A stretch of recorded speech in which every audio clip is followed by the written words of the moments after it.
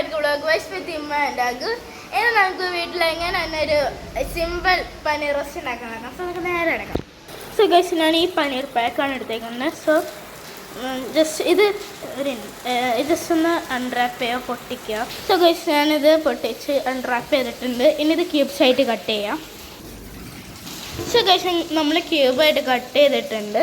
Guys നമ്മൾ ഇത്രയും മസാല എടുത്തിട്ടുണ്ട് പനീറിലേക്ക് ഇടാൻ. ഫസ്റ്റ് നമുക്ക് വേണ്ടത് ചില്ലി ഫ്ലേക്സ്, മുളക് പൊടി,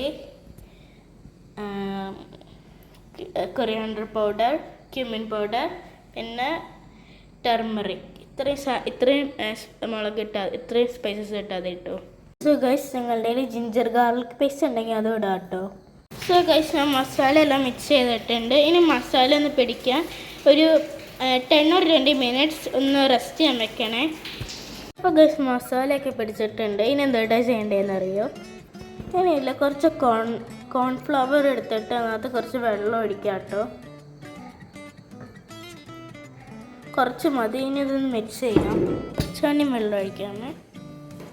അപ്പോൾ ഗൈസ് ഈ ഒരു ഗൈസ് ഇങ്ങനെ ആവില്ല മിക്സിങ് ഇങ്ങനെ ആവില്ല സ്റ്റോപ്പ് ചെയ്യാം കേട്ടോ.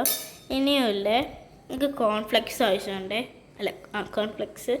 സോ ഗൈസ് കോൺഫ്ലെക്സ് ഒരു പാത്രത്തിലിട്ടത് ക്രഷ് ചെയ്ത് പൗഡർ ആക്കണം. സോ ഗൈസ് പൗഡർ ആയിട്ടുണ്ട്. ഇനിയല്ലേ നമ്മുടെ പനീർ എടുത്തിട്ട് ഇതിനകത്ത് മുക്കണം.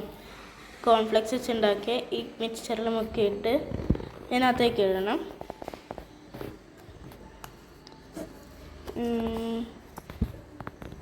ഇപ്പം ഇങ്ങനെ ഇരിക്കും. ഇങ്ങനെ എല്ലാം പനീറും ചെയ്യാം കേട്ടോ. ഗൈസ് നമ്മളങ്ങനെ എല്ലാം പനീർ ചെയ്തിട്ടുണ്ട്. ഇനി നമുക്കിതൊന്ന് വറുത്തെടുക്കാം. നിങ്ങൾക്ക് വേണമെങ്കിൽ ചീൻചട്ടിയിലോ എയർ ഫ്രയറിലോ വറക്കാം. സോ ഗൈസ് എയർ ഫ്രയറിൽ വറക്കുകയാണെങ്കിൽ 6 മിനിറ്റും 180 ഡിഗ്രി ടെമ്പറേച്ചറും വെച്ച് വറക്കാണ് വറക്കണേ. അല്ലെങ്കിൽ ഒരു പാൻ എടുത്തിട്ട് ബട്ടർ ഒന്ന് ഹീറ്റാക്കിയിട്ട് നിങ്ങൾക്ക് വറക്കാം കേട്ടോ. ഗൈസ് ഇതാണ് അവസാനത്തെ ലുക്ക്. ഇതിനകത്ത് കുറച്ച് വെള്ളം നിങ്ങൾ പറയും. കുറച്ച് ഞാൻ കഴിച്ചു. ഗൈസ് ഇങ്ങനെ ഇരിക്കും. ഞങ്ങൾക്ക് വീട്ടിൽ ഈസി ആയിട്ട് ഉണ്ടാകുക കേട്ടോ.